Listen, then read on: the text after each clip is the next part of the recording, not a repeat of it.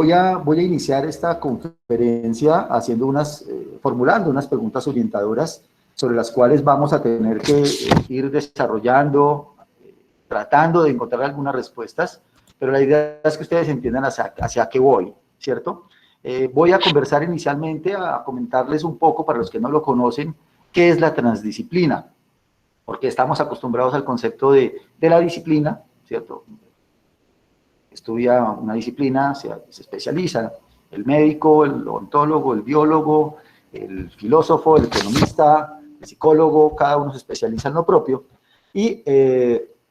pero en los últimos debates, que de hecho esta semana y estos días hemos estado en el tercer Congreso Mundial Todos los Saberes, donde el tema central es la transdisciplina, donde gracias a Dios hemos tenido la compañía de dos grandes sabios de la humanidad, como lo son el profesor Edgar Morin. Es un logro de la naturaleza y de la vida que podamos tener tal vez al único sabio vivo de la humanidad con nosotros todavía, y que todavía da conferencias, y eso lo anima mucho a uno a proyectarse para los siguientes 50 años que esperamos vivir, ¿cierto? El profesor cumplió 100 años y todavía da conferencias globales sobre el tema del pensamiento complejo y el desarrollo humano.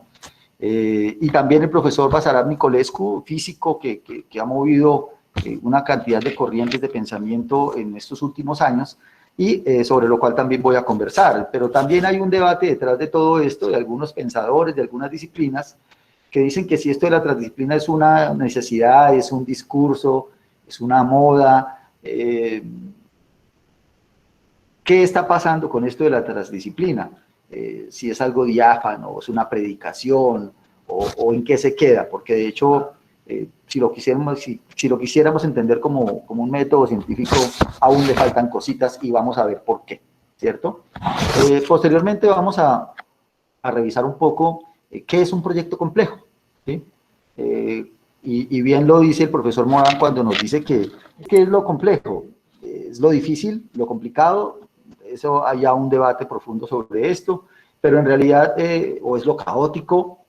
También tenemos que ver que cuando hablamos del caos y de la incomprensión de muchos fenómenos de cualquier orden, sociales, físicos, naturales, estamos haciendo referencia a que cuando hablamos de caos, hablamos es de la incapacidad que tenemos para poder predecir lo que sucederá después de este caos, ¿sí? Ese es el temor que tenemos frente a las situaciones de caos. Es la impredecibilidad del fenómeno, la impredictibilidad, bueno, ya como lo quieran tomar. Entonces, y de hecho, ese ha sido uno de los propósitos de la ciencia en estos 300 años que más o menos lleva creciendo y construyéndose, y es tener la capacidad de predecir lo que va a suceder, que es un poco lo que hacemos los economistas con nuestra modelación. Y de hecho es un debate fuerte sobre si en realidad la ciencia es para predecir qué va a suceder, o cómo evitamos que suceda algo, o cómo logramos que suceda algo que queremos desde nuestra acción como actores sociales, o qué queremos hacer. Entonces, el caos es eso, la incertidumbre. ¿Qué? O sea, ¿por qué no tenemos las herramientas adecuadas para predecir? Entonces, ese es uno de los temores que aborda todo el tema de la teoría del caos, ¿sí? La siguiente pregunta que vamos a abordar acá son, efectivamente, como bien lo dice el título de la conferencia, son las cualidades que debe tener un investigador que va a abordar proyectos complejos, ¿sí? Entonces, esos proyectos, entonces aquí uno podría preguntarse inicialmente, venga, ¿será que para poder estudiar proyectos complejos yo necesito ser físico, economista, matemático, tener algo de arquitecto, obviamente saber de finanzas? El que no sabe finanzas en este mercado capitalista globalizado, pues, como dice el cuento, se lo llevó el que lo trajo. O tendremos que ser biólogos, o expertos en intervención social, psicólogos, expertos en robótica, expertos en analítica de datos, ¿cierto? Que está sonando mucho en el mundo. Entonces uno a veces se pregunta, Dios mío, ¿qué estudio? ¿Qué hago? ¿Para dónde me voy?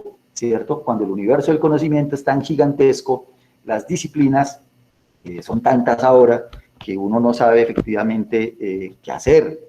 De hecho, yo en algún momento, hace unos años, me concentré mucho en la asesoría de empresas, en la parte financiera, técnica, administrativa y todas esas cosas propias de la formulación de proyectos. análisis financiero, bueno, en fin. Y cuando lo llevé a la realidad, que se encontraba uno con personas, o sea, yo no sé la verdad cuántos proyectos he asesorado, no sé si 500 o 300 o 600, no sé, pero la verdad me cansé y quedé muy aburrido porque siempre terminaba uno con el empresario o este emprendedor hablando de temas triviales, ¿sí? ¿Qué hago con mi esposa? ¿Qué hago con mis hijos? Que es que no sé manejar los empleados, o sea, un poco de temas que se salen de mi esfera técnica, económica, financiera, y obviamente requerían de unas capacidades que yo no tengo como psicólogo, no sé si psiquiatra, o no sé si biólogo, en fin. Entonces, se requiere de otro tipo de elementos que le ayuden a uno a poder hacer unas formulaciones adecuadas. ¿Qué es la transdisciplinariedad? ¿Cierto? Entonces, inicialmente, tener en cuenta que lo que se propone desde la teoría, los conceptos que hay de la transdisciplina, es que logremos un modelo de educación, de formación, de la cosmovisión, ¿sí?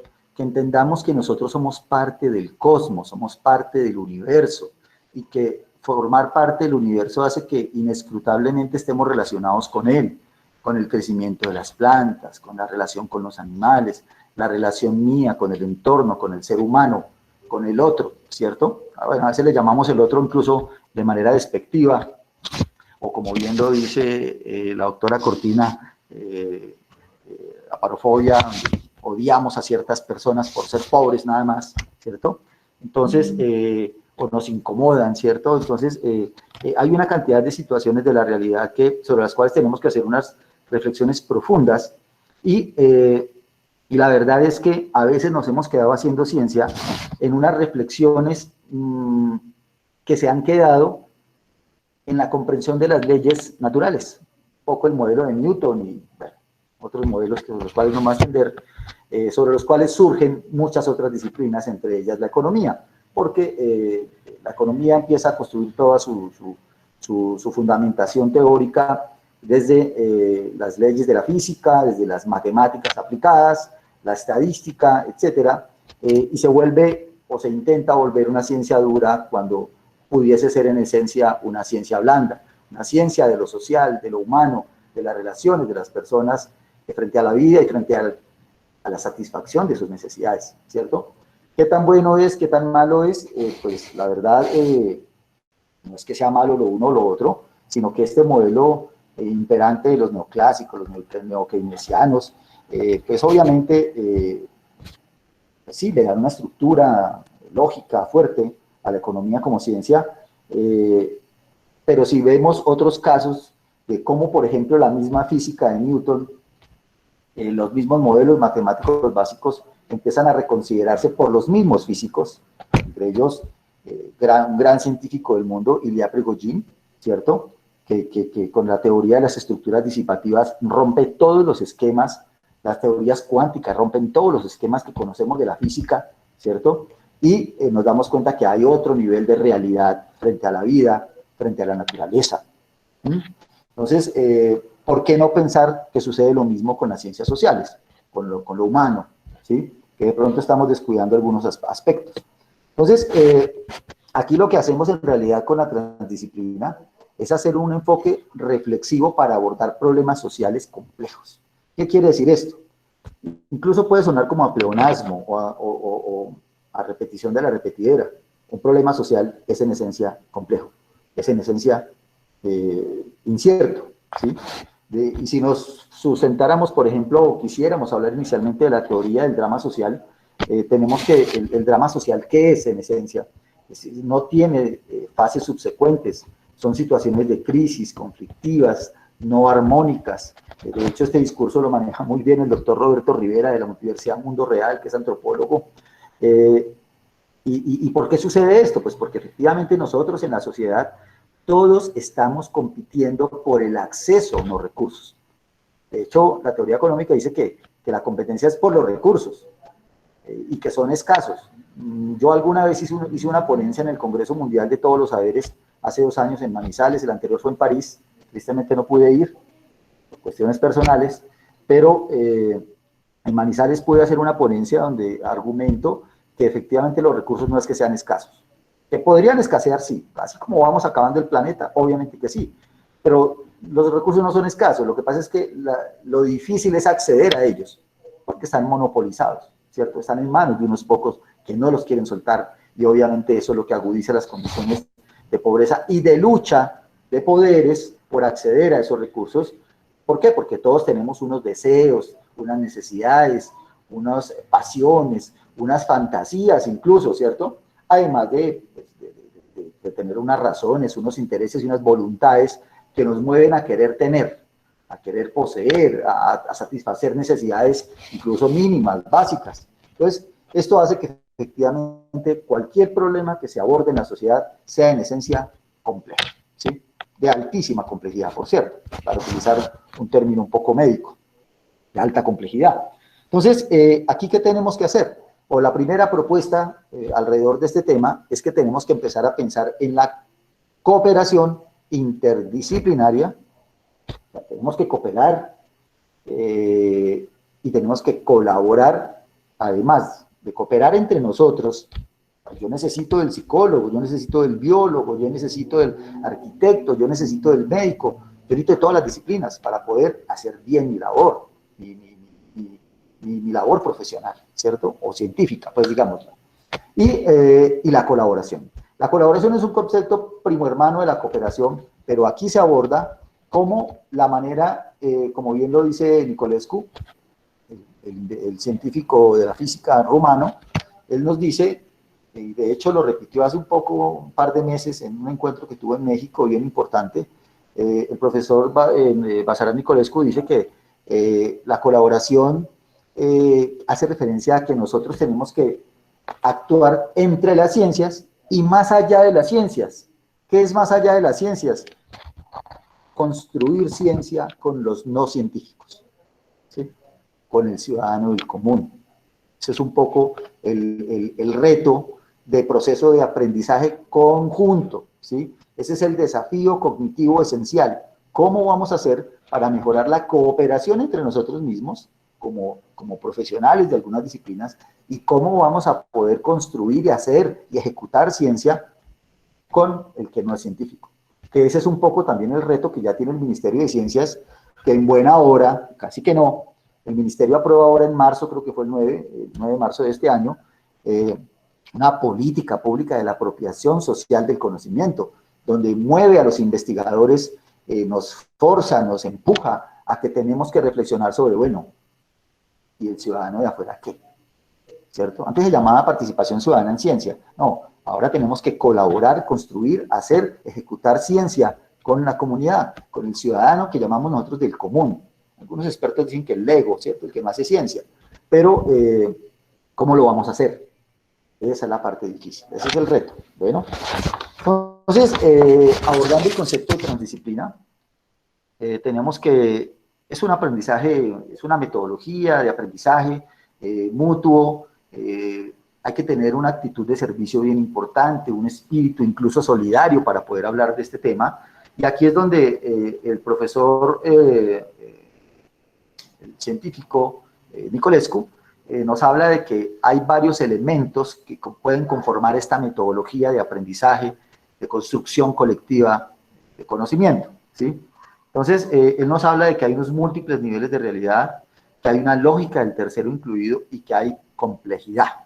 Entonces, aquí me disculpan si de pronto me voy un poquito por lo teórico, pero es importante abordarlo para que entendamos hacia dónde voy, ¿sí? Entonces, cuando hablamos de los múltiples niveles de realidad, estamos haciendo referencia a que vemos que hay diferentes percepciones de la vida, del mundo y de las cosas, ¿sí? Cada persona se forma de una manera diferente a la otra. Algunos coincidimos en algunas cosas, y cuando coincidimos en esas cosas nos enamoramos del otro y terminamos casándonos, ¿cierto? Eso sucede, nadie está exento de eso. Entonces, o nos enamoramos de una escuela de pensamiento para verlo desde el punto de vista científico, y efectivamente conformamos corrientes de pensamiento, ¿sí? Pero entonces hay otras personas que tienen otras corrientes, otras formas de ver la vida, la naturaleza, la realidad, ¿sí? Entonces, tenemos innumerables realidades. La lógica del tercero incluido nos dice además que cada nivel de realidad tiene un propio lenguaje, ¿sí? También nos dice que tenemos que estar al interior de nuestra disciplina, pero siempre enfocados a que tenemos que ir más allá de las disciplinas, como les decía, con el tercero, con el otro, con aquella persona que no hace ciencia. Y obviamente, tener la capacidad de establecer vínculos y significados entre lo que es hacer ciencia y lo que llamamos la sabiduría del individuo que no hace ciencia, ¿sí? Entonces, esa parte la voy a desarrollar un poquito más ahorita. También hay otro elemento que es la complejidad. Entonces, la complejidad se podría entender de manera un poco escueta y reducida como la estructura de esa totalidad de los niveles de percepción. O sea, todas las percepciones que tienen todos los individuos del mundo, del universo, de las cosas, es una gran estructura, una superestructura sobre la cual vivimos, ¿sí? Esa es nuestra realidad. Un entorno altamente complejo, a veces lo vemos como difícil, altamente incierto, y más con pandemia sí que lo vimos incierto, preocupante, triste, doloroso para todos, se quebraron los negocios, en fin, muchas personas se han muerto, doloroso, enfermos. Yo tengo un primito en Bogotá hospitalizado, lleva 2 meses en coma prácticamente, bueno, en fin. Entonces son situaciones que a todos nos tienen agobiados, ¿sí? Entonces, Nicolescu también aquí hay unas 3 leyes que él menciona, no me voy a detener en ellas, pero sí nos dan cuenta de que para poder describir los fenómenos, a veces ellos suceden solamente dentro de un nivel de realidad, de una persona o de un equipo de investigadores, y puede haber otros niveles de realidad que tenemos que aprender a abordar. Bueno, no me voy a extender acá porque es un poquito ahí medio filosófico y enredado, y pues no es el propósito. Bueno,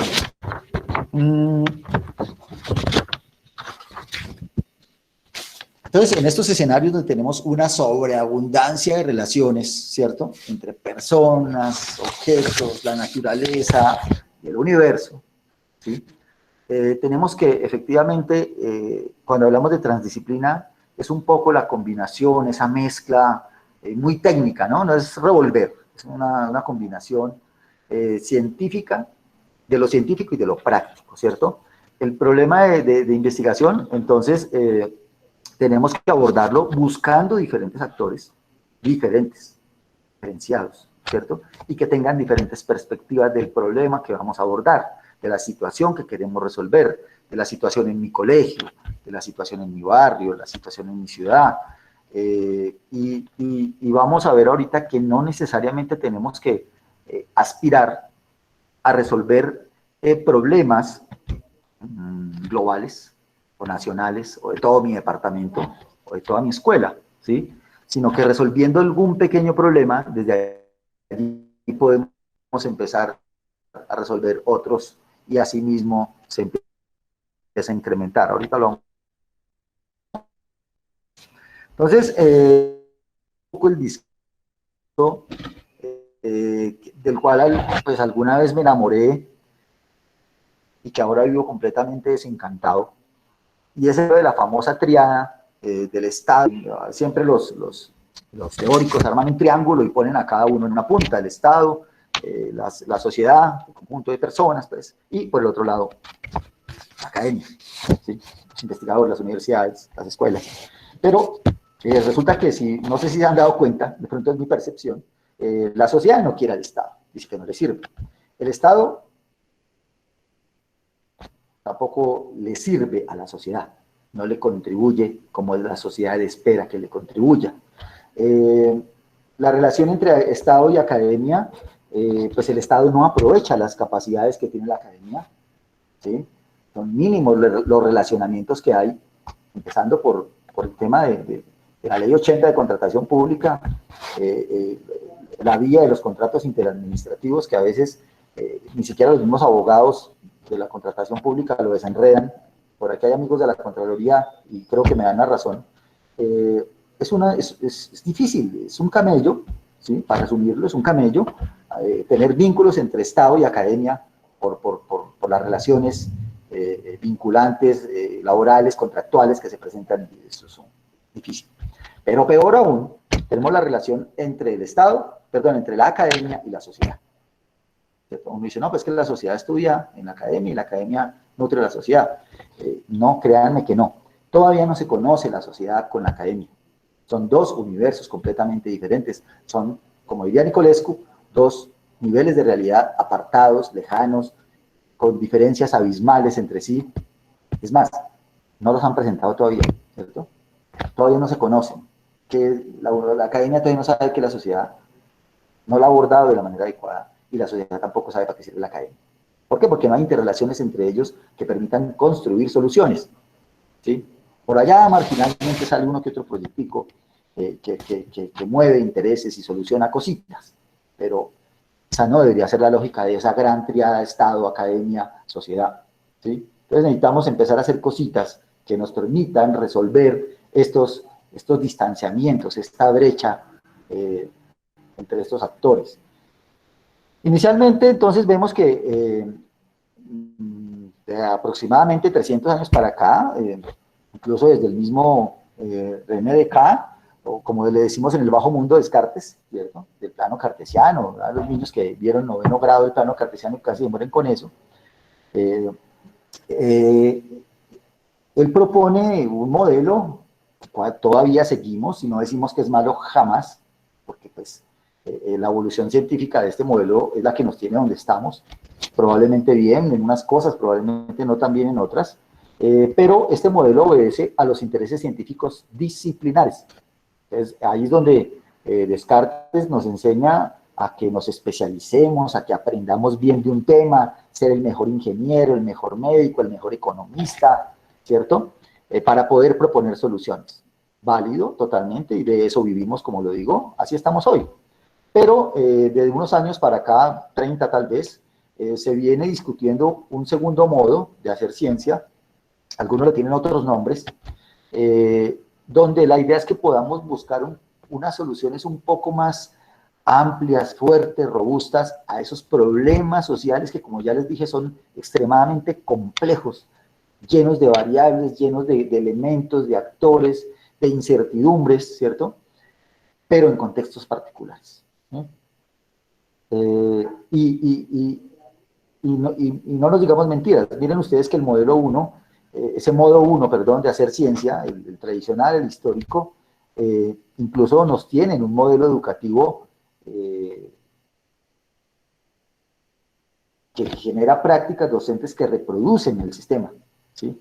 Eso de que transmitir libros, ¿cierto? De hecho, todos lo vivimos algún momento en la academia, o de hecho, toda la academia que vivimos fue así, ¿cierto? Aprendas este libro y que lo va a hacer un examen.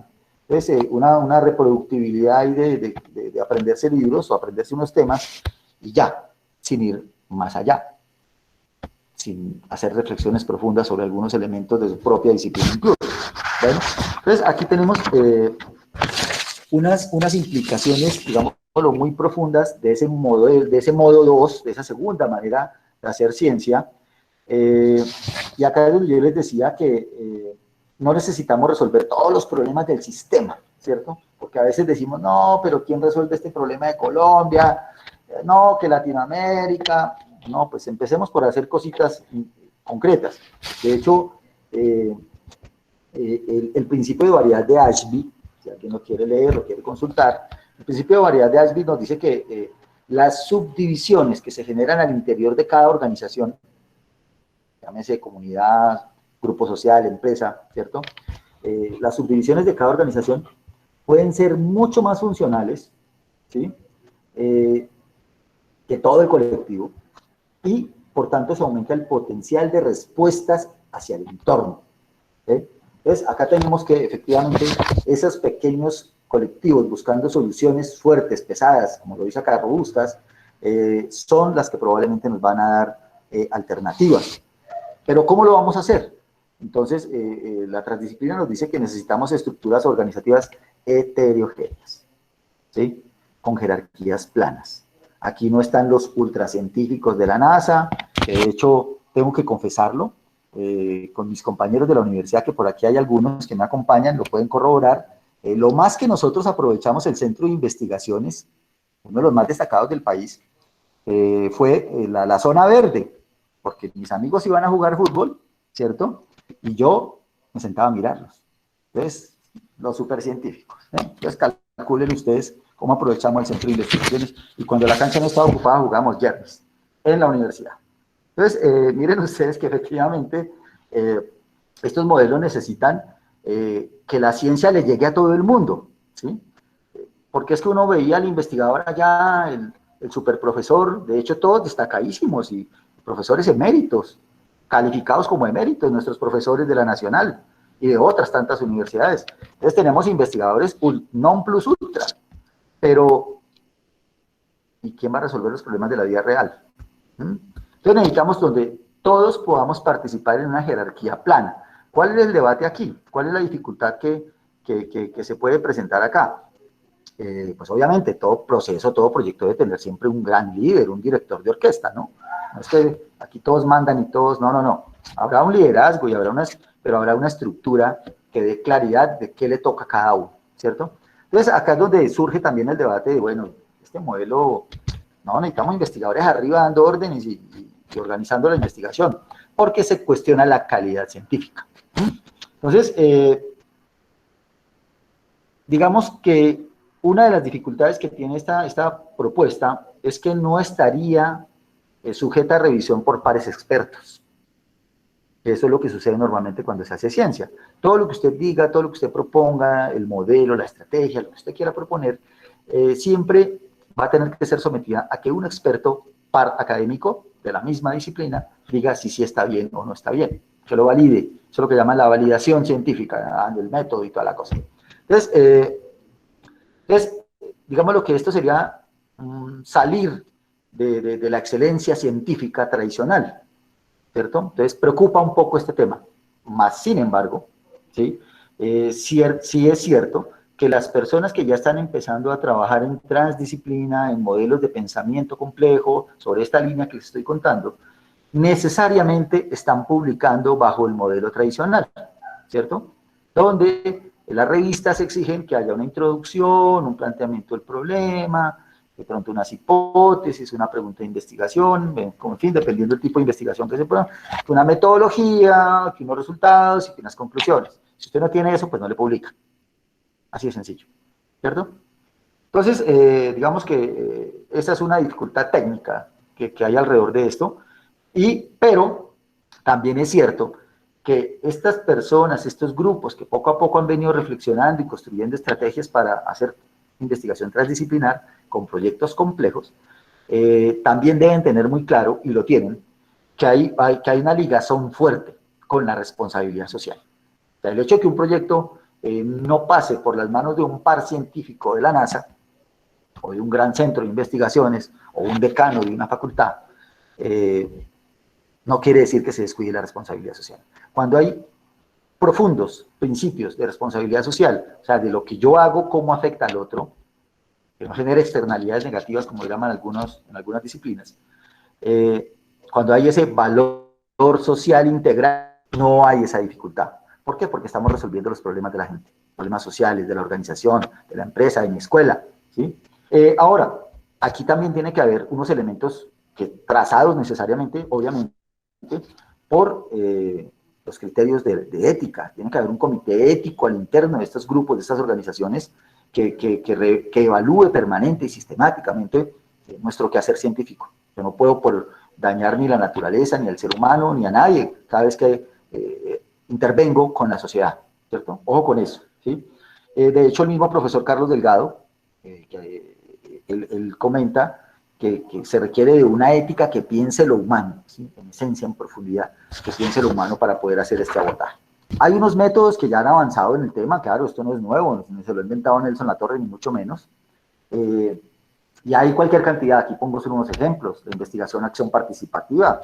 En la Universidad Nacional somos muy orgullosos de saber que desde allí nació, con el profesor Orlando Falsborda, el profesor Luna, y bueno, sociólogos reconocidos del mundo académico. Entonces en nuestra universidad tuvimos la oportunidad de conocer un poco su ideología, sus planteamientos, sus soluciones, y en muchas facultades del mundo se utilizan estas estrategias interesantes, validísimas. Investigación de sistemas agrícolas, diagnóstico rural participativo, rápido, la evaluación participativa, el análisis participativo de la pobreza, y así podríamos mencionar otros tal vez 10 o 20 métodos que han movido a esta necesidad de hacer ciencia, de construir, de buscar soluciones con la sociedad misma. ¿Cuál es la realidad que tenemos? ¿Cierto? ¿A qué nos enfrentamos? Entonces, volviendo, la idea ¿cuál es?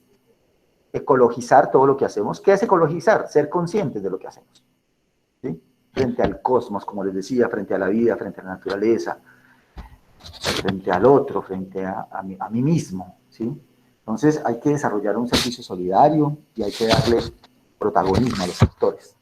Vamos a ver un poco cómo lo vamos a hacer y tengamos en cuenta que este contexto al cual nos estamos, digamos, no al que se afronta, sino al que estamos enfrentando, porque esto es un enfrentamiento frente a frente, como diría en mi época, los niños decíamos máscara contra máscara, los que veíamos lucha libre, ya eso poco a poco se ha terminado, ya no se ve como antes. Tenemos una sociedad con unas prácticas y unas preferencias culturales bien particulares. Más Colombia, un país altamente diverso, donde usted con solo cruzar la frontera de un departamento ya le cambia. En este departamento desayunan con chocolate y en el otro desayunan con tinto, ¿sí? Entonces, con solo cruzar a un par de kilómetros cambia completamente, diferente a otras culturas, ¿no? Los mismos rusos dicen que la cultura de ellos es única, y es cierto.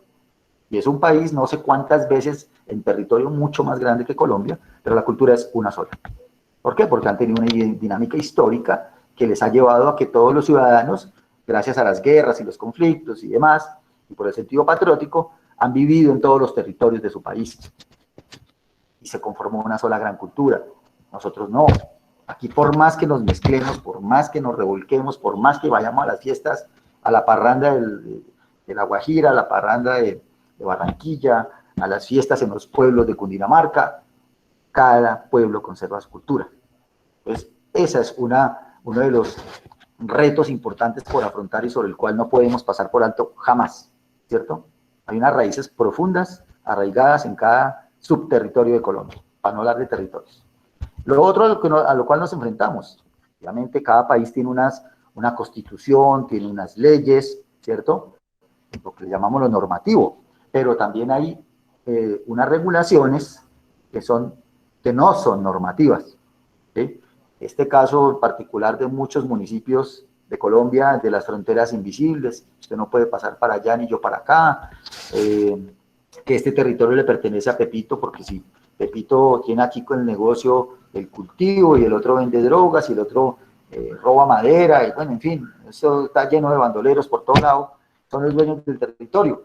Entonces son cuestiones no normativas sobre las cuales, regulaciones, sobre las cuales tenemos que ser muy conscientes, ¿cierto?, para poder abordar el trabajo de investigación. Son normas no escritas.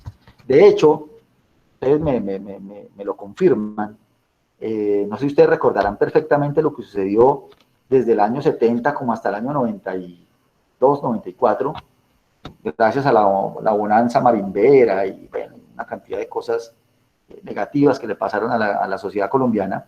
Durante esos casi 30 años, Colombia sufrió un fenómeno bien particular que se llamaba la inflación inercial. Oh, ¿qué es eso? Otro concepto técnico. No. ¿Qué es? Sencillamente, todos los 31 de diciembre la gente estaba feliz, celebrando el cambio de almanaque, porque es que no hacemos más sino cambiar el almanaque, pero aquí en Colombia queríamos que eso, mejor dicho, a partir del otro día era otra persona, y ya hemos comprobado, ya llevo 50 comprobaciones de que la cosa no es cierta.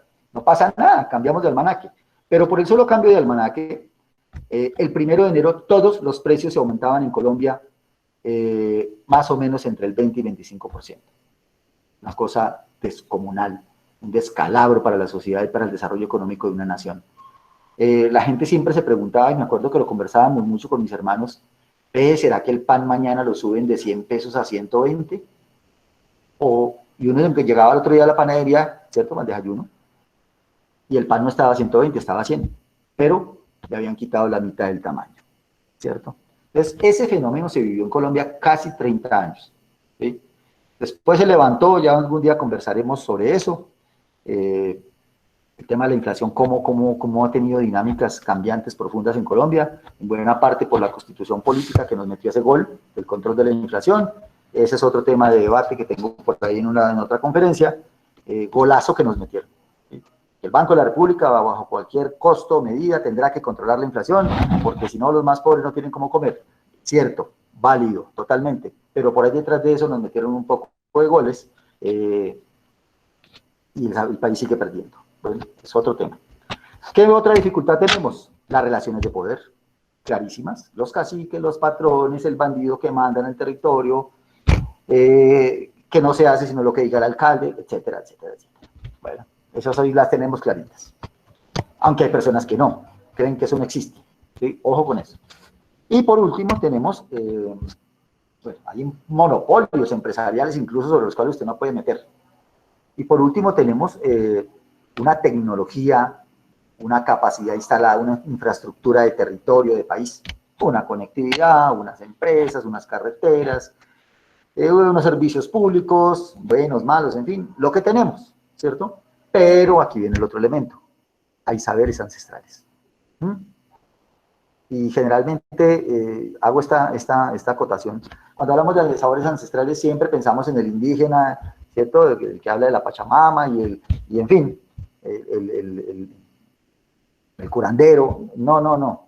El saber ancestral va mucho más allá, ¿sí? Lo que saben nuestros abuelos, lo que saben nuestras madres, nuestros padres, lo que nosotros mismos hemos aprendido con la experiencia de la vida. Proyectos de vida normales. Entonces, eso es el saber ancestral. Y obviamente tratar de recoger hacia atrás todo lo que más podamos del aprendizaje que ha tenido la humanidad. Dificilísimo, por cierto, ¿cierto?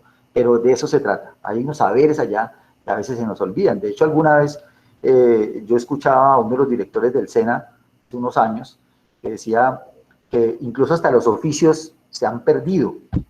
Y puso un ejemplo que me pareció interesante, la herrería. ¿Dónde está la escuela para que los campesinos, para que los ganaderos, para que los vaqueros aprendan a poner bien una herradura? Ahí, a los berracazos, ¿cierto? Aprenden a poner herraduras y eso maltrata al animal porque pues es una patica del animalito natural que le van a meter unos clavos, unas puntillas. O sea, eso tiene una técnica, eso no es que ahí póngale y péguele, que eso, y eso requiere unos cuidados médicos, y bueno, en fin. Entonces, ojo con eso. Ese es básicamente el entorno al cual nos enfrentamos. Ese es el gran reto. Ahora viene lo que yo les había dicho, bueno, y ese diálogo horizontal entre academia y comunidad. ¿Cómo vamos a presentarlos? Digamos, sociedad, mire, le presento a la academia le presento a la sociedad, mucho gusto, encantado de tenerlos aquí. Siga, se sientan, se toman un cafecito, ¿cierto? Entonces, como les decía, esto por ser un proyecto científico y a la vez proyecto social, la transdisciplina, pues entonces tenemos que empezar a generar unas competencias en las personas que van a estar acá, en esos grupos de personas, en esos grupos de científicos que van a interactuar. También debemos aprender a combinar el conocimiento científico de las disciplinas, ¿cierto? De la disciplina con la disciplina y obviamente con los que no hacen ciencia, como lo decía hace un momento. Y pues obviamente buscar todos los mecanismos para mejorar esa capacidad de gestión, para innovar, para integrar, para articular, para sumar fuerzas y sobre todo contar con poder de negociación. Ese es uno de los problemas que les mostré desde el principio. El que manda, manda, ¿cierto? Y aquí dicen en Colombia que es que aunque que mande mal es el que manda. Pues hombre, tenemos que aprender a ser negociadores para poder abordar esos problemas complejos y poderles buscar soluciones. ¿Sí? Difícil. Bueno, ¿qué se espera pues con estos proyectos? Obviamente, ¿sí? Creo que el discurso lo dice solo, necesitamos respuestas innovadoras y que obviamente en algún momento pudiéramos pensar que fuesen replicables a otros escenarios, pero no por eso necesariamente replicables. Desde que me resuelvan el problema aquí, desde que resuelvan la necesidad de mi colectivo, de mi organización, me doy por bien servido, pero ojalá pudiese ser replicable, que es un poco también lo que garantiza la validez de la ciencia, ¿cierto? El valor de certeza de lo científico, así lo llaman cuando uno hace la metodología y todo el planteamiento teórico del método de la ciencia. Entonces generamos nuevas alianzas, nuevas fortalezas, creamos nuevas preguntas de investigación, ¿sí? Porque resulta que tradicionalmente, ustedes me lo pueden corroborar, tradicionalmente nosotros cuando hacemos ciencia, sobre todo en economía. Analizamos una variable, los más atrevidos analizan dos y los locos analizan tres. ¿Por qué? Porque es que la matemática solamente nos ha enseñado a trabajar, a construir nuestro cerebro en tres dimensiones.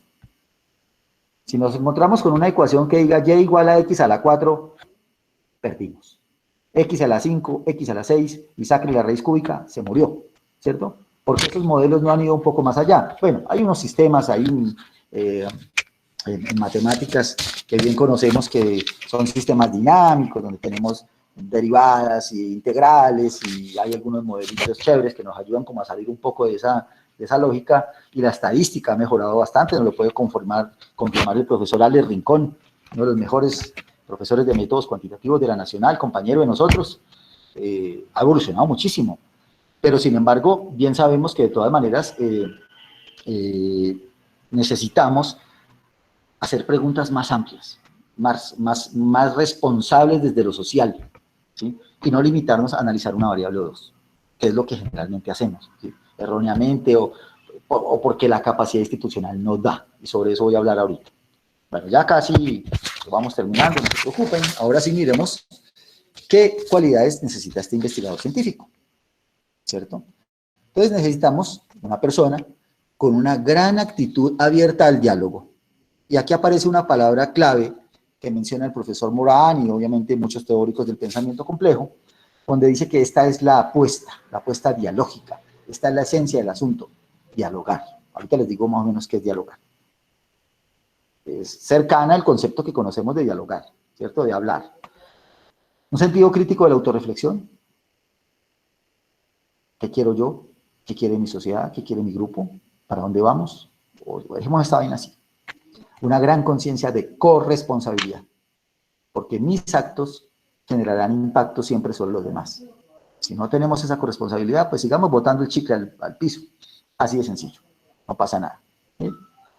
De hecho, yo alguna vez que fui rector del magisterio, algunos años, y me retiré, después les cuento por qué, estábamos en una actividad en un sitio turístico muy natural, muy verde, y cuando veo que por una ventana sale volando, de una ventana del vehículo donde íbamos sale volando un papel en una zona verde, y voy y me asomo y era el profesor de ciencias naturales.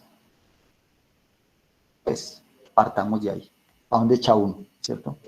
Pues creo que aquí hay serios problemas. Y obviamente un compromiso profundo es lo que necesitamos tener frente a la solución de problemas de la vida. ¿Qué queremos con esto? Reivindicar la ciencia. ¿Por qué? Porque es que el ser humano no ha contado con la dignificación que merece en su trabajo, o sea, lo que llamamos el salario digno, el trato digno, las condiciones laborales adecuadas, el trato digno en su hogar, ¿cierto? Todo el tiempo nos estamos maltratando, de para acá y de para allá, todo el tiempo, y me incluyo, ¿cierto? Todo el tiempo tenemos problemas, hablamos duro, peleamos, otros se dan golpes, otros se matan. O sea, la dignificación del ser humano está por el piso. Es más, algunos hablan de que se están perdiendo los valores en Colombia. Yo creo que no. Lo que pasa es que nunca los hemos fundado. Así de sencillo. Toda la sociedad necesita una escuela de valores que les dé pistas.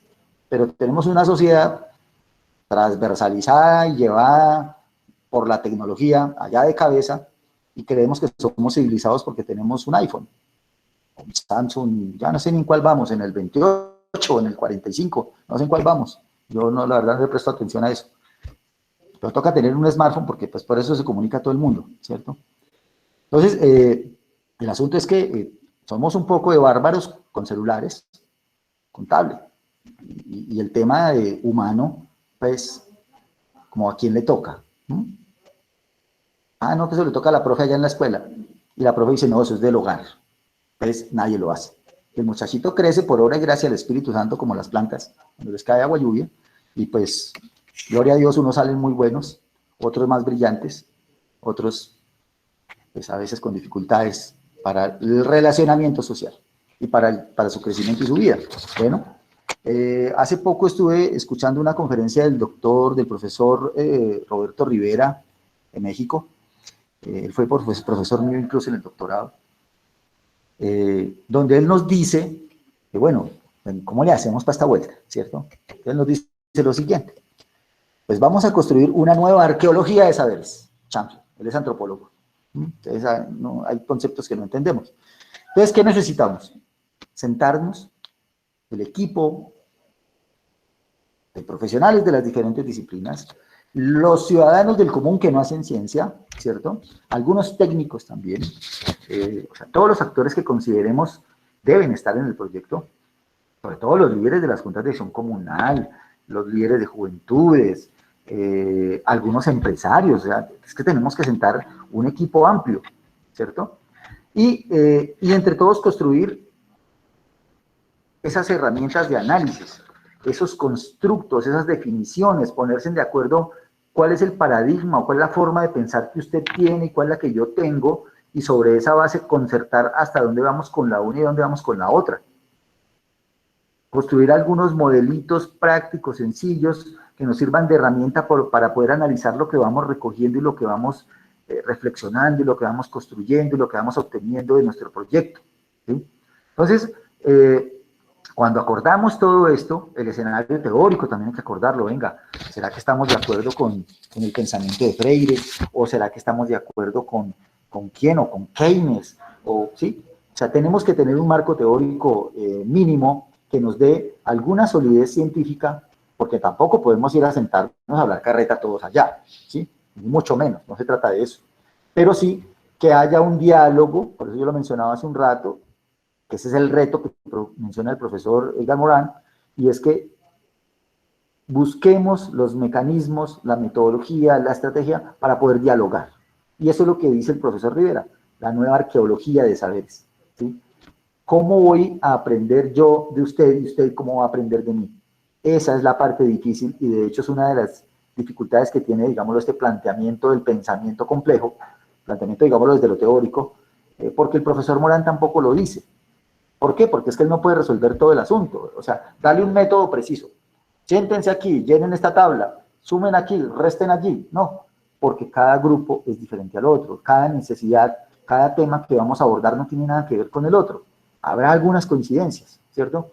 Pero aquí la cuestión es que necesitamos hacer esa construcción dialógica, y lo que llaman, de hecho, todos los autores del pensamiento complejo, construir los puentes dialógicos. Construir ese puente que me permita dialogar con el otro. Yo, economista, hablar con el biólogo, con el médico. Bueno, con el médico no habla nadie, ¿sí? El médico le habla a uno, queda loco, ¿cierto? Los más audaces sacan un papelito y le hacen una raya de cómo está su hígado y cómo se le va a testear, ¿cierto? Entonces cada uno hay como medio perdido. Pero ese es el reto, ¿cierto? Cómo entre las disciplinas logramos hablar y cómo hablamos con el que no hace ciencia. Es otro reto profundo. Pero también hay que ser conscientes de que tenemos una dificultad gigantesca. Bueno, ya voy a acabar.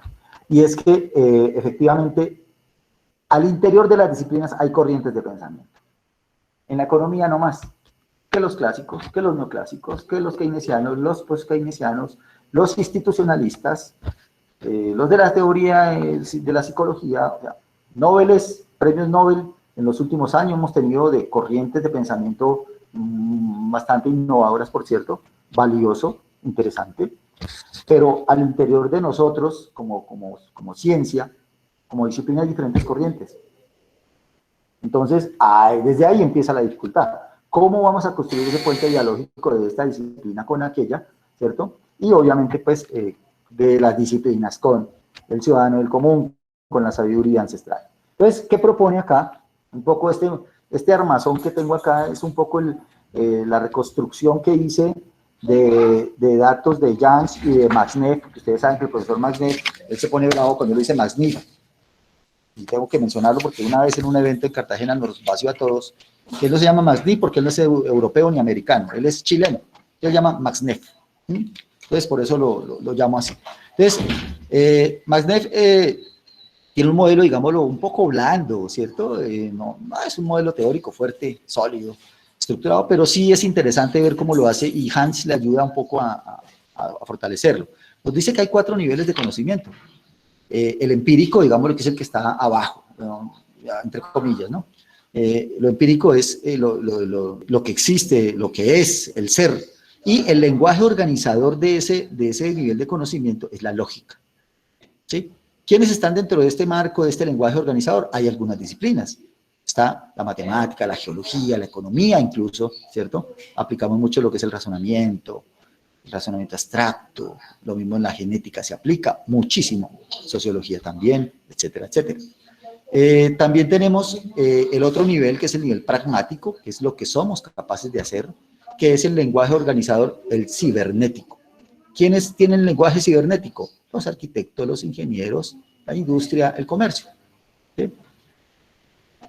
Hay otro nivel de conocimiento que es el normativo, y es lo que en realidad debemos hacer, ¿cierto? El deber ser. Entonces es un poco el lenguaje de la planificación, que lo hacen los profesionales, los especialistas de la planeación, de la política, del derecho, que plantean estas posibilidades. Y tenemos un último nivel de conocimiento, que es el propositivo, que es lo que llama más el nivel valórico.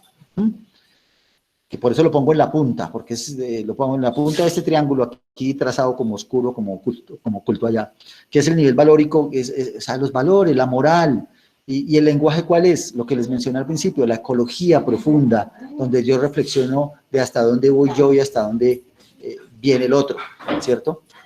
Y aquí están las disciplinas asociadas a todo lo que tiene que ver con la filosofía, los valores y la ética, y etcétera, etcétera. Puede haber una gran cantidad más de disciplinas aquí alrededor, ¿cierto? Para que podamos efectivamente construir propuestas que nos ayuden a resolver lo que está sucediendo en nuestra sociedad.